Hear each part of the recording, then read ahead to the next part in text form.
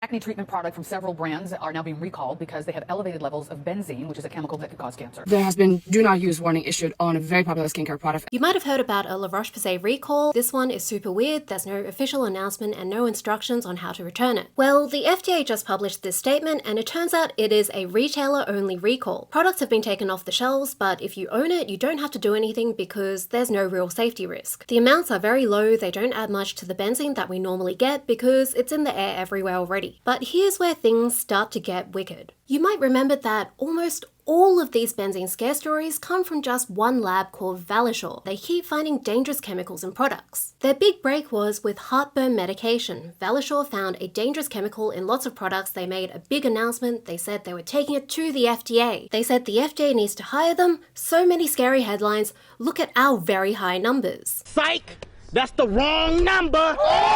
It turns out Valisure heated it up so much that it probably turned black. The FDA actually started investigating this as soon as Valisure announced it because they take medication safety seriously. The next year, whoa! Same scary chemical found in lots of metformin. Guess who found it? This is a really important medication, so regulators from all of these countries sort of set up an Avengers team to work out what was going on with all these big numbers. Turns out That's the wrong number!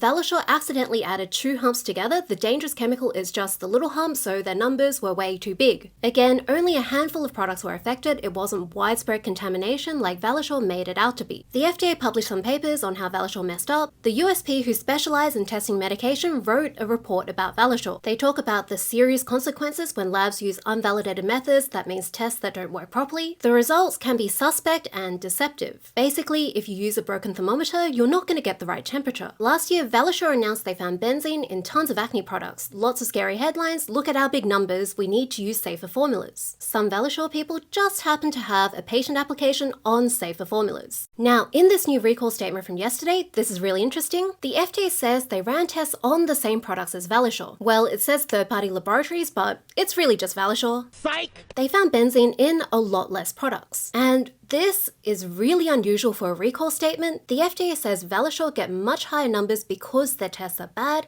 and they link that USP report. Now, the first two announcements about this La Roche Posay recall didn't bother saying that it was retailer only and the amounts were very low risk. One was written by a Bloomberg journalist who seems to be good friends with Valisure. She writes their articles before their announcement. The other was Dermatology Times. Their editor-in-chief works closely with Valisure. He presents their results at conferences. Neither of these say anything about very low risk. Both just talk about how benzene is a carcinogen. This article even gives advice that goes against the FDA. My opinion, if you keep using broken thermometers and making a massive fuss about how dangerous your numbers are, it feels like you just want people to panic.